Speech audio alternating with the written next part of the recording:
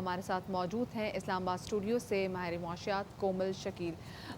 کومل یہ بتائے گا کہ ابھی جو ہم نے دیکھی ہے جو نیا فیصلہ سامنے آیا ہے اس کو آپ مقامی سرمایہ کاروں کے انٹرنیشنل مارکیٹ میں کس طریقے سے آپ دیکھتی ہیں کہ اثر انداز ہو گئی ہے؟ Thank you for having me. مقامی صنعت کار تاجر کمیونٹی جو ہے اس کے لیے تو یہ بہت بڑی خوشخبری ہے. کافی عرصے سے جو ہے یہ ٹیکس ریفنڈس کا مسئلہ جو ہے بہت ایک سیریس ایشو بنا ہوا تھا, اور یہ آئی تھنک بہت پازیٹیو نیوز ہے دو طریقوں سے. ایک تو یہ کہ آپ کا لیکوڈیٹی کرنچ جو ہے, ورکنگ کیپٹل جو ہوتا ہے ایک بزنس کے اندر, وہ بہت زیادہ ایز ہو جائے گا, اس کا ایک ملٹی پلائر افیکٹ آئے گا. اگر سادہ لفظوں میں بتائیں تو یہ کہ جیسے آپ نے کسی جگہ پہ کرایہ دینا ہے اور آپ نے ایڈوانس پے کر دیا ہے, اب آپ کے پاس وہ جو 10,000 8,000 آپ نے کرایہ دینا ہے, 10,000 آپ نے دے دیے, 2,000 آپ کے رکھ لیے کہ اگلی دفعہ میں کاٹ لوں گا آپ سے, یا آپ کم پیسے دے دیجیے گا. اب وہ جو آپ کے پاس کیش کی کمی ہے وہ آپ اپنے گھر کے خرچے اس میں نہیں چلا سکتے, بہت ساری چیزیں نہیں لے سکتے, تو آپ کے پاس ایک طرح سے بائنگ پاور کم ہوگی. تو اسی طرح بزنسز کے پاس ورکنگ کیپٹل ہوتا ہے جو انہوں نے انویسٹ کرنا ہوتا ہے in buying and selling of goods.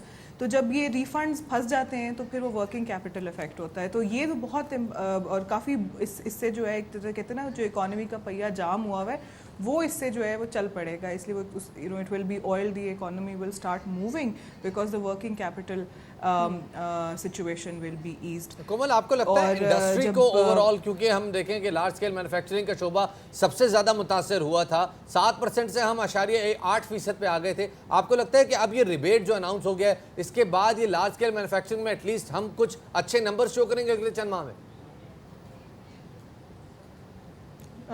دوبارہ سے بولیے گا, مجھے آپ کی آواز نہیں. میں سوال یہ ہے کہ ایک بہت بڑا جو پچھلے بجٹ میں ہمیں ایک ڈینٹ محسوس ہوا تھا وہ لارج اسکیل مینوفیکچرنگ کی جانب سے تھا. آپ کو لگتا ہے کہ اب ریبیٹ اناؤنس ہونے کے بعد یہ جو ریمبرسمنٹ ہوگی ان کو, آپ کو لگتا ہے کہ ایل ایس سیز جو ہیں وہ واپس اپنا کچھ پیروں پہ کھڑے ہو سکیں گے, مینوفیکچرنگ کا پروسیس کچھ شروع ہوگا؟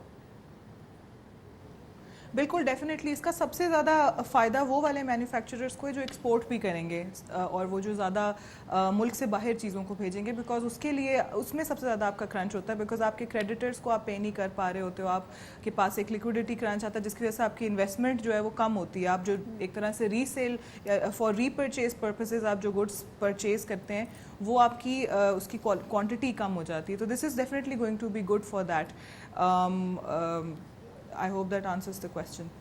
کومل, یہ بتائیے گا کہ بہت سارے مینوفیکچررز ایسے ہیں جو کہ ایکسپیکٹ ہی کر رہے ہیں کیونکہ ان کے ریبیٹ اتنے زیادہ ہیں کہ اس کے ساتھ وہ 17% کا جی ایس ٹی جو کہ ظاہر ہے زیرو ریٹنگ کے بعد اچانک وہ 17% پہ آ گئے ہیں, وہ اس کو بیلنس آؤٹ نہیں کر پا رہے تھے. اور امکان یہ ظاہر کیا جا رہا تھا بہت سارے انڈسٹریلسٹ کی جانب سے, صنعت کاروں کی جانب سے, کہ اگر یہ جو ٹیکس ریبیٹ ہے یہ ہمیں ان ٹائم نہ ہوا تو ہم شاید بزنس کوئٹ کر جائیں گے یا مارکیٹ کوئٹ کر جائیں گے. آپ کو لگتا ہے کہ جو انویسٹر کانفیڈنس ہے وہ بحال کرنے میں مدد ملے گی اب اس انیشیٹو سے؟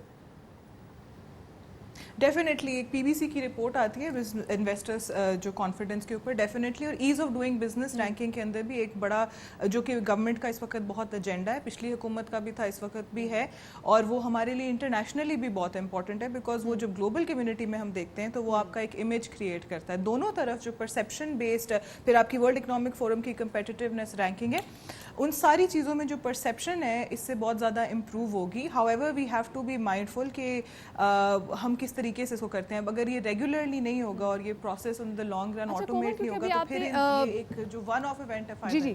ابھی آپ نے ایز آف ڈوئنگ بزنس کے حوالے سے بات بھی کی, تو کرنٹلی اگر دیکھا جائے تو پاکستان کون سی رینکنگ پہ کھڑا ہے یہاں پر؟ اس وقت پاکستان جو سب سے ورسٹ انڈیکیٹر ہے وہ پیئنگ ٹیکسز ہی ہے, جس کا ایک 1/4 جو 25% اس کی رینکنگ کو کنٹریبیوٹ کرتا ہے وہ ریفنڈز کا ہے سیکشن. تو 173 پہ ہم کھڑے ہوئے ہیں, اور ریجن میں ہم سے جو ورسٹ پرفارمنگ کنٹری ہے وہ صرف افغانستان ہے. Even Bangladesh is doing so well, even though ان کی overall ease of doing business جو ہے وہ کم ہے, پر پیئنگ ٹیکسز میں وہ بھی 151 پہ کھڑے اور ہم سے بہتر ہیں. تو یہاں پہ یہ ہمارے لیے ایک طرح سے لمحہ فکریہ ہے, بیکاز یہ سب سے بری رینکنگ ہماری اوور آل ٹیکسز پہ. تو یہ جو میرے خیال میں خبر ہے یہ بہت پازیٹیو, ویری انکریجنگ, بیکاز یہی ہمارا انڈیکیٹر دنیا بھر میں ہم اس میں سب سے زیادہ ورسٹ پرفارمنگ کنٹریز میں کاؤنٹ کیے جاتے ہیں.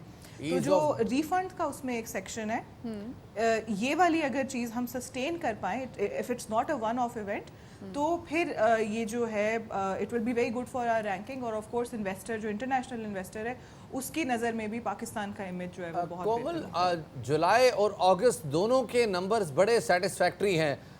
एफबीआर ने अपने अहदाफ 90% तक कवर किए हैं। आपको लगता है कि अब ये रिबेट का अमल ये जारी रहेगा और ये सस्टेनेबल स्ट्रक्चर पे आ गए हैं? In terms of reform, in terms of the right steps, तो ये फैसला बड़ा है। अब सस्टेनेबिलिटी पे एक बिग क्वेश्चन मार्क आता है, बिकॉज हमारे पास उस तरह से इतना बजट हमारा स्ट्रॉन्ग नहीं है, वी डोंट हैव सोर्सेज। अगर तो रिलायबल हम हमारे जो कोऑपरेशन पार्टनर्स हैं, इंटरनेशनल पार्टनर्स हैं, वो अगर और हमारी जो इंटरनेशनल कम्युनिटी के अंदर जो अग्रीमेंट्स हैं फॉर फाइनेंसिंग, अगर हम वो सस्टेन कर पाएँ तो हाँ, हम इस चीज़ को शायद अच्छे मोमेंटम को बरकरार रख सकते हैं। लेकिन अभी सस्टेनेबिलिटी पे क्वेश्चन मार्क है। Everybody is looking to the government to see whether they can deliver in the long run. ये अच्छा स्टेप है, बट इसकी सस्टेनेबिलिटी और इसका मोमेंटम बरकरार रखना बहुत ज़रूरी है। अभी इस चीज़ पे कुछ कहना मतलब कबल इस मुनासिब वक्त नहीं है। होगा। बहुत शुक्रिया जी। कोमल हमारे साथ मौजूद थी।